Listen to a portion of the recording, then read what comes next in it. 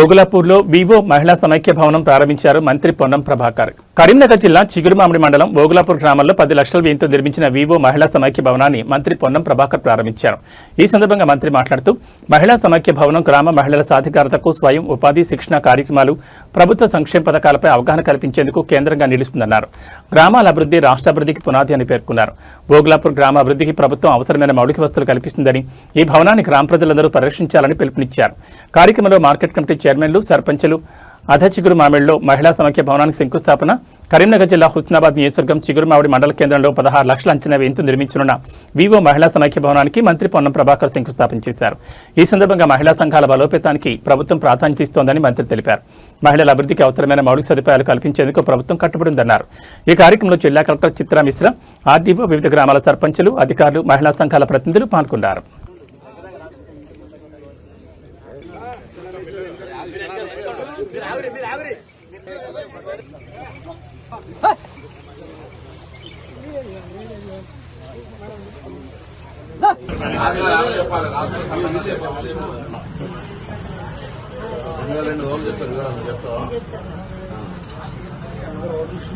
కూడలు తయారు చేయాలి.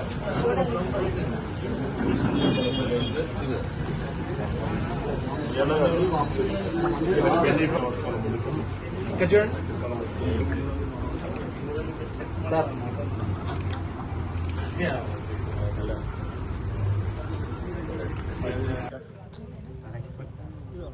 ఈరోజు ఏరువాక పౌర్ణమి, వ్యవసాయ ప్రారంభ దినం.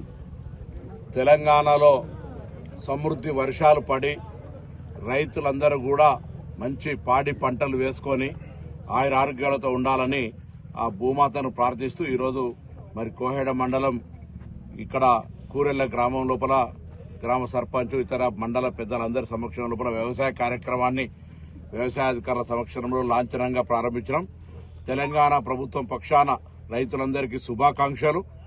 ఈ సీజన్లో మీకు సంబంధించి అన్ని పంటలు సమృద్ధిగా, ఎటువంటి క్రిములు కీటకాలు లేకుండా మంచి ఉత్పత్తి వచ్చి ఆర్థికంగా మంచి రాబడి వచ్చే విధంగా ఉండాలని ఆ భగవంతుని ప్రార్థిస్తూ అందరికీ కూడా ఏరువాక ఈ వ్యవసాయ ప్రారంభ దినోత్సవ శుభాకాంక్షలు. రైతులందరికీ కూడా రైతే దేశానికి వెన్నెముక. రైతు సంక్షేమం కోసం తప్పకుండా మా ప్రభుత్వం కట్టుబడి ఉంటుంది. రైతు సంక్షేమం దిశలోనే పనిచేస్తామనే మాట మరొక్కసారి తెలియజేస్తూ అందరికీ నా హృదయపూర్వకంగా ఏరువాక పౌర్ణమి శుభాకాంక్షలు.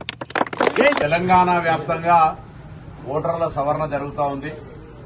తెలంగాణ ఓటర్లందరూ, ముఖ్యంగా హుస్నాబాద్ నియోజకవర్గానికి సంబంధించిన ప్రతి ఓటరు 2 ఫోటోలు సిద్దం చేసుకుని ఎన్నికల కమిషన్ నుంచి వచ్చేటువంటి BLOకు సహకరించి, పార్టీ నుంచి వచ్చేటువంటి బూత్ లెవెల్ ఏజెంట్కు సహకరించి ఆ ఫారం, దానికి సంబంధించినటువంటి ఫామ్ నింపి మీ ఓటర్ లిస్టుల్లో గల్లంతు కాకుండా చూసుకోవాలని కోరుతా ఉన్నా. ఇప్పటికే రాష్ట్రంలో 1 కోటి ఓట్లు తటస్థంగా ఉన్నాయి.